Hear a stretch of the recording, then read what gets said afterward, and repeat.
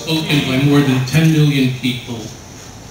But by 1945, 75% of them we know were gone.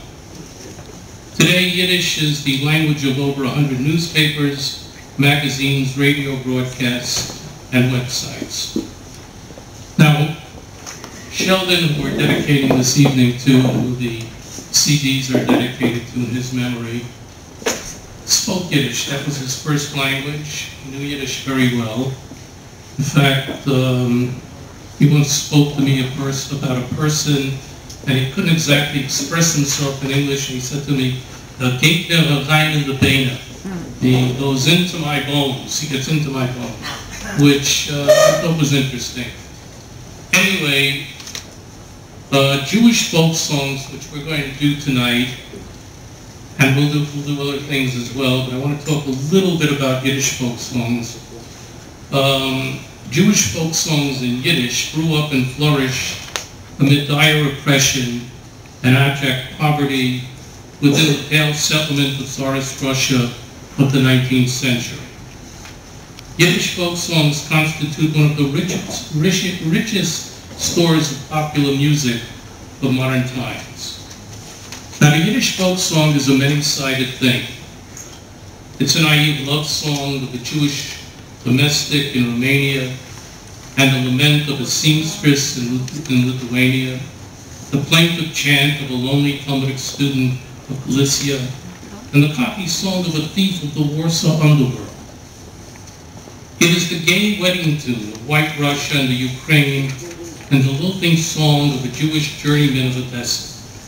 It embraces cradle songs, children's songs, humorous and satiric songs, and the songs of ballads of the Jewish revolutionaries of Tsarist Russia, the Zmiros and then Gunim sung at the Shabbos meal, holiday songs, the songs of pious Hasidim and their opponents, the Nagdim, of the modern-minded Maskilim and of the free-thinking Abakorsing, the songs of the merry-making Bakvanim, of the beggars, of the street singers, of the Yiddish people. My father-in-law is known to, I'm not saying this is an insult, God forbid, but to give lengthy eulogies.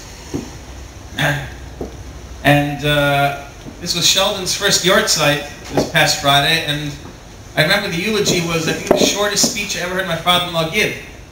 And I was surprised.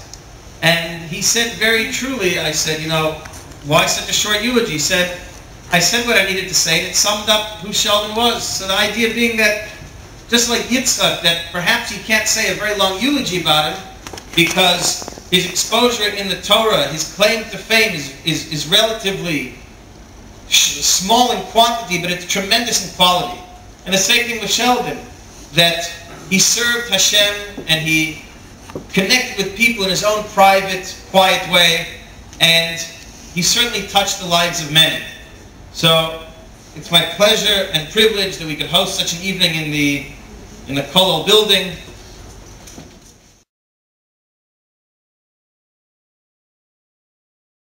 Ari and Sheldon. And Ari showed Sheldon and Irwin different lulavs till the point that Sheldon was really comfortable getting the one he could handle. And I would like now to call upon Rabbi Weiss.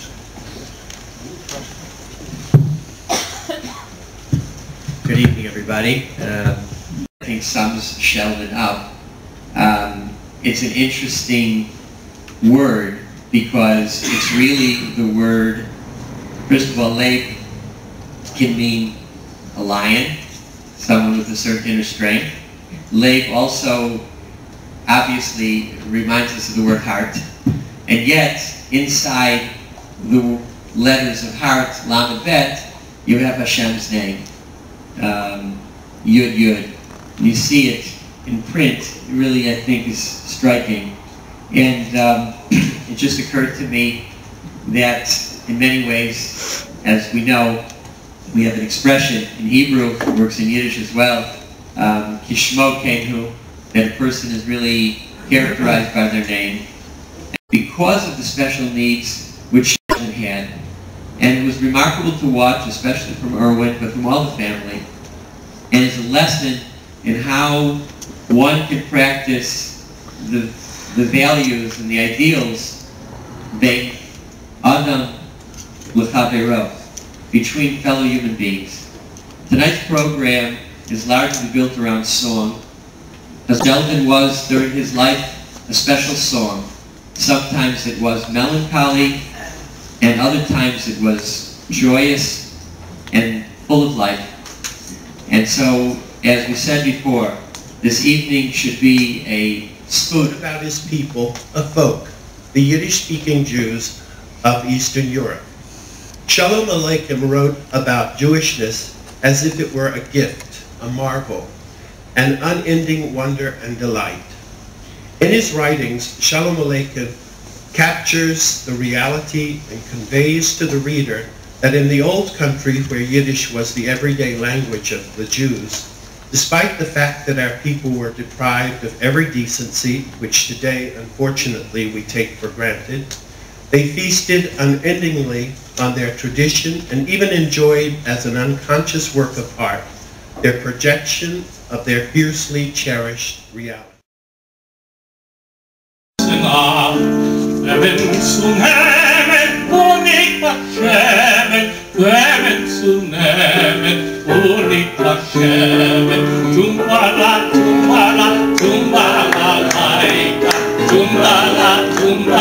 Spiel balalaika, tum balalaika, spiel balalaika, tum balalaika, weil das soll sein.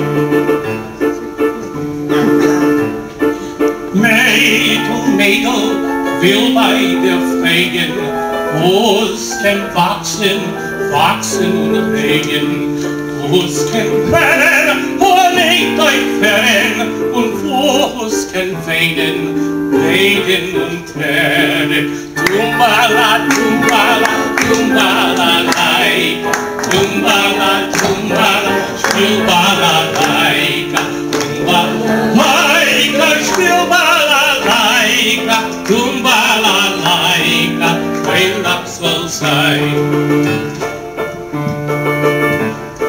Narischer Bucher, wo's darfst du fragen, a Stein kann wachsen und regen, Liebe kann brennen, wo liegt euch brennen, und a Herz kann weinen und tränen.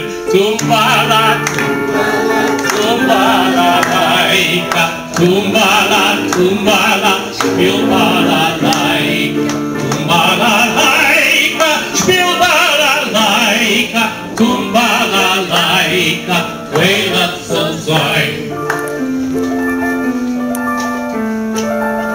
Wo's ist Hechel von a Haus, und wo's ist Trinker von a Haus.